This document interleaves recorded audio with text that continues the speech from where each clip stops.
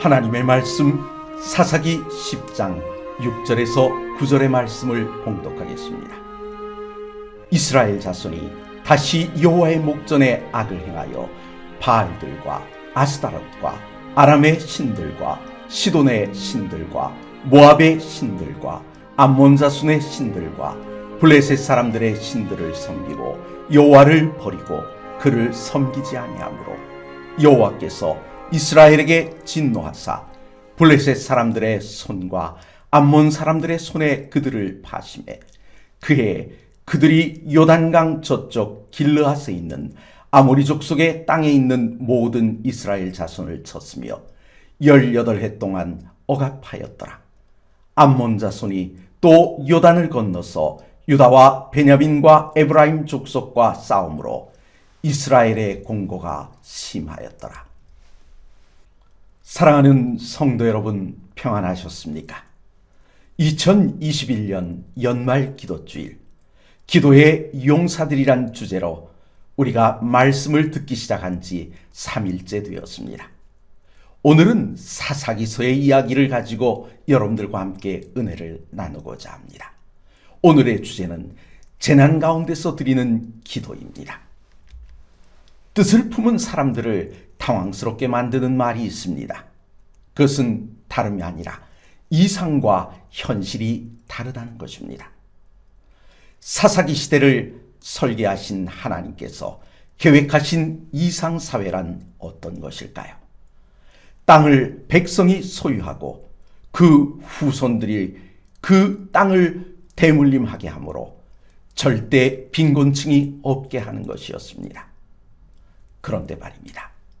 사람은 살다 보면 실수하게 됩니다. 실수로 그만 자기의 재산을 잃어버려 노비가 되기도 하고 또 조상으로부터 물려받은 땅을 그 땅의 소유권을 타인에게 넘길 수 있게 됩니다. 그런데 하나님께서는 그러한 것을 예비하여 이스라엘 백성에게 안식년과 희년이란 제도를 주셔서 그 해가 되면 모든 것들을 회복할 수 있는 길을 열어주셨습니다. 그런데 이와 같은 제도를 유지시키기 위해서는 어떤 제도가 필요할까요? 이러한 사회를 유지시키기 위해 택한 정치제도는 신정정치였습니다. 하나님께서 백성들을 친히 다스리시는 것입니다. 그래야만 넘겨받은 소유권을 다시 돌려줄 수 있는 것입니다. 그런데 하나님께서 왕정정치를 택하지 아니하시고 신정정치를 택하신 또 하나의 이유는 무엇일까요? 왕정정치를 행하게 되면 왕이 전권을 가지고 마음대로 행사함으로 다른 마음을 품게 되면 이상사회를 위해 세우신 하나님의 설계는 무너질 수밖에 없기 때문입니다. 그런데 하나님께서 설계하신 이상사회는 왜 현실과 다르게 나타났을까요? 하나님께서 요구하신 이상사회에는 전제 조건이 있습니다. 그것은 그들이 가나안 땅에 들어갈 때 가나안의 모든 민족들을 멸절시키고 내어 쫓는 것이었습니다.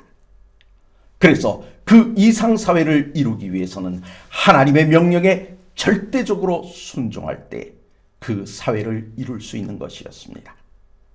그런데 가나안에 도착한 이스라엘, 그들이 어떻게 그 땅을 정복했는지를 살펴보면 우리의 마음이 참 아픕니다. 그들은 그곳에 들어가 중요한 땅, 아주 커다란 지역을 확보하고 난 이후에는 소소한 지역, 그리고 그들의 눈에 난공불락으로 보이는 산성을 정복하는 일을 귀찮게 여겼습니다. 그 당시 이스라엘 민족의 힘은 가나안 사람들에게 어떻게 보였을까요? 매우 막강하게 보였습니다. 그래서 이스라엘 사람들은 교만하여져서 이제 거기에 남아있는 민족들을 굴복시키고 노비로 삼으면 그들이 편안한 삶을 살 수 있다고 착각했던 것입니다. 이러한 착각이 하나님의 명령에 불순종하게 하는 불씨가 되었던 것입니다. 이스라엘 백성 사이에 발생한 불순종의 불씨가 낳은 결과는 어떤 것입니까? 이스라엘 백성이 하나님의 은혜를 잊어버린 것입니다. 노예로 부리기 위해 남겨두었다고 한 가나안 민족. 이스라엘은 그들에게서 우상숭배를 배웠고 그 우상숭배에 깊이 빠지게 되었던 것입니다. 이러한 백성들의 배도로 인해 압제의 순환기가 찾아옵니다. 그렇다면 사사기의 순환기란 어떤 것일까요? 첫째로는 배도입니다. 그들이 하나님을 떠나 이방신을 섬기는 것을 말합니다. 두 번째 단계는 압제입니다. 이방 나라가 이스라엘을 압제하는 것입니다. 이스라엘이 하나님을 떠나니 하나님의 보호막은 사라지고 하나님의 보호막이 사라지니 이방 나라가 이스라엘을 침공하고 압제한 것입니다. 그러면 순환기 세 번째 단계는 무엇입니까? 회개입니다. 그들이 이제 고난 중에 여호와께 돌아와 구원을 요구하는 것입니다. 이렇게 구원을 요구하면 네 번째 단계가 돌아옵니다. 그것이 무엇입니까? 바로 하나님의 구원입니다. 하나님께서는 사사를 보내어 백성들을 구원하셨습니다. 이와 같은 사사기의 순환기 속에 나타난 이스라엘의 회개는 어떤 것이었을까요? 이방의 압박에 견디지 못한 백성들이 마지못해 하나님께 돌아와 구원을 간구한 것입니다. 그렇다면 마지못해 행한 회개에 대해 하나님께서는 어떤 반응을 보이셨을까요? 놀랍게도 하나님께서는 기다렸다는 듯이 그들에게 구원을 베풀어 주셨습니다. 마치 돌아오는 탕자를 바라본 그 아버지가 달려가 무조건 그를 아들로 받아주었던 것처럼 말입니다. 사실 탕자는 집에 돌아올 때 아들이 되기 위해 돌아온 것이 아니었습니다. 그는 아버지의 재산을, 유산을 미리 다 받아 탕진했기에 그는 이제 아버지의 종이 되어 굶주림을 면하라고 찾아온 것입니다. 그런데도 아버지는 무조건 그를 받아줍니다. 이처럼 하나님은 언제나 사랑이 넘치시기에 우리를 이렇게 맞아주시는 것입니다. 그들의 회개가 마지못해 행한 회개일지라도 하나님은 그들을 기다렸다는 듯이 구원해 주시는 것입니다. 그래서 오늘 우리도 언제나 사랑이 많으신 하나님께 나의 모든 문제를 내어놓고 기도해야 하는 것입니다. 그러면 오늘 우리가 살펴야 될 첫 번째는 무엇일까요? 우상 숭배에 빠진 이스라엘 백성들의 모습입니다. 사사기 10장 6절의 말씀을 보겠습니다. 이스라엘 자손이 다시 여호와의 목전에 악을 행하여 바알들과 아스타롯과 아람의 신들과 시돈의 신들과 모압의 신들과 암몬 자손의 신들과 블레셋 사람들의 신들을 섬기고 여호와를 버리고 그를 섬기지 아니하므로. 여러분, 방금 읽은 말씀에서 보여준 이스라엘 백성들의 모습은 어떻습니까? 마치 온갖 신들을 진열해놓은 이방신의 백화점 같지 않습니까? 그 많은 신들 가운데 여호와만 빠졌습니다. 가만히 보면 그들은 가나안의 모든 신들뿐만 아니라 중동 지역의 신들까지 다 섬겼다는 것입니다. 마치 어떤 신이 더 좋은 신인지 돌아가면서 섬겨보는 그런 모습을 보였다는 것입니다.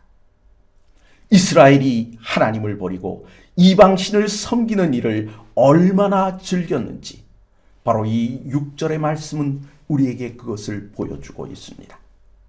그렇다면 이스라엘이 섬긴 신들을 다시 한번 살펴봅시다. 첫 번째는 바알입니다. 바알의 뜻은 주입니다. 또 남편의 뜻을 가진 이름이었습니다. 두 번째 신은 아스타롯입니다. 이것은 여신인데 가나안 사람들이 주로 이 아스타롯을 많이 숭배했습니다. 세 번째 등장하는 신은 아람의 신입니다. 다시 말하면 바벨론 지역의 신들까지 그들이 섬겼다는 것입니다. 네 번째는 시돈의 신입니다. 여신 아스타롯과 더불어 풍요의 신인 에스문입니다. 다섯 번째는 모압의 신 그모스입니다. 여섯 번째는 암몬의 신, 풍요의 남신과 여신이라고 하는 밀곰과 몰렉을 섬겼습니다. 그리고 일곱 번째로 블레셋의 신인 아스돗과 아스클론을 섬겼던 것입니다. 그러니 이스라엘은 당시의 주변국들의 모든 신들을 불러 모아 열심히 섬겼던 것입니다. 이러한 이스라엘에 대해 하나님의 태도는 어떤 것이었을까요? 사실 이스라엘이 지금 보여준 행태로만 보아도 이것은 재난 정도가 아니라 멸망에 해당할 만한 그런 일이었습니다. 그런데 말입니다. 하나님의 벌이 멸망이 아닌 재난 정도만 내리셨다는 것은 무엇을 의미할까요? 하나님이 사랑이시라는 것입니다. 사사기에 나타난 하나님의 사랑은 회개하기를 바라시고 참고 기다리시며 기회를 주시는 것을 통해 우리가 볼 수 있습니다. 우리가 오늘의 본문에서 살필 두 번째 내용은 무엇입니까? 그들의 죄의 값으로 억압을 당하였다는 것입니다. 7절에서 9절의 말씀을 보겠습니다. 여호와께서 이스라엘에게 진노하사 블레셋 사람들의 손과 암몬 자손의 손에 그들을 파시매 그 해에 그들이 요단강 저쪽 길르앗에 있는 아모리 족속의 땅에 있는 모든 이스라엘 자손을 쳤으며 18해 동안 억압하였더라. 암몬 자손이 또 요단을 건너서 유다와 베냐민과 에브라임 족속과 싸움으로 이스라엘의 곤고가 심하였더라. 하나님에게서 떠나 이방신을 섬긴 이스라엘을 하나님은 어떻게 처벌하고 계실까요? 하나님은 직접 이스라엘 백성을 징계하지 않으셨습니다. 하나님의 직접적인 징계는 무엇입니까? 멸망입니다. 그러나 하나님은 그들을 멸망시키는 대신 그들 주변에 있는 이방인들에게 이스라엘이 압제당하게 하셨던 것입니다. 생각해 보십시오. 가나안에 들어와 그들은 가나안 사람들을 일부 남겨두었습니다. 왜입니까? 그들을 종으로 삼고 부리기 위해서입니다. 그런데 그들은 자신들이 종으로 삼고 부리기 위해 남겨둔 그들의 신을 배웠습니다. 그들의 신을 섬겼습니다. 그랬더니 어떻게 됩니까? 이제는 이스라엘 전체가 이방인들의 종이 되어버렸던 것입니다. 본문 9절의 말씀을 보면 곤고가 심하였더라 라고 했습니다. 여기 곤고란 히브리어로 야찰입니다. 이 야찰이란 단어는 누르다, 난처하다, 괴로워하다, 곤란하다의 뜻입니다. 또 다른 뜻으로는 고생이라 할 수 있습니다. 암몬 족속의 18년간의 통치가 매우 고통스러웠으며 그럼에도 불구하고 이스라엘 백성들은 이들을 물리칠 만한 힘이 없었다는 것입니다. 그러면 생각해 봅시다. 그들이 당하는 이 곤고의 이유가 무엇입니까? 바로 그들의 죄값입니다. 하나님께서 이웃나라들로 당신을 배반한 이스라엘 백성을 치도록 하셨기 때문입니다. 그런데 죄의 값이 사망이 아닌 곤고라면 이 말하면 자비로운 처분이 아닐까요? 하나님께서는 왜 이와 같은 처분을 내리십니까? 하나님께로 돌아오라는 것입니다. 그 곤고가 돌아오라는 사인이었던 것입니다. 오늘 우리가 생각해야 할 세 번째 주제는 불행한 가운데 올린 간구입니다. 이스라엘 백성들은 자기들의 배반 행위를 참회하고 억압하는 자들로부터 구원해달라고 기도했습니다. 그러면 그 기도의 내용이 무엇이었을까요? 첫 번째는 이스라엘 백성들의 죄를 회개한 것입니다. 사사기 10장 10절의 말씀을 보십시다. 이스라엘 자손이 여호와께 부르짖어 이르되 우리가 우리 하나님을 버리고 바알들을 섬김으로 주께 범죄하였나이다 하니, 지금 이스라엘 백성들은 그동안 그들이 행해왔던 우상 섬김의 죄를 회개하고 있습니다. 자신들의 잘못을 하나님 앞에 솔직하게 인정하고 고백한 것입니다. 두 번째 그들의 기도의 내용은 무엇입니까? 자비를 간구한 것입니다. 자비란 말은 사랑하고 불쌍히 여겨달라는 뜻입니다. 이스라엘 백성들이 하나님께 올린 기도의 내용 세 번째는 어떤 것일까요? 가장 먼저 그들은 죄를 회개했고 하나님께 자비를 구했습니다. 그리고 난 이후 그들은 하나님의 은혜를 간구했습니다. 그들은 그들이 벌을 받아 마땅하다는 사실을 인정했습니다. 그러나 그들은 하나님께서 그들이 행한 대로 벌 주시지 않기를 간구했던 것입니다. 다시 말해 은혜를 구했던 것입니다. 그들의 기도의 결과는 무엇입니까? 바로 억압 밑에서의 해방이었습니다. 오늘을 살아가는 우리가 사사기 시대의 백성들의 회개에서 배워야 할 교훈은 무엇입니까? 첫째로 불순종의 여지를 만들지 말라는 것입니다. 우리는 신앙생활을 하면서 대부분 다 순종하다가 남은 작은 부분에 대해서는 관대하게 여깁니다. 그러나 우리가 관대하게 여긴 이 작은 불순종들은 시간이 흐르면 그 불순종을 당연한 것으로 여기게 됩니다.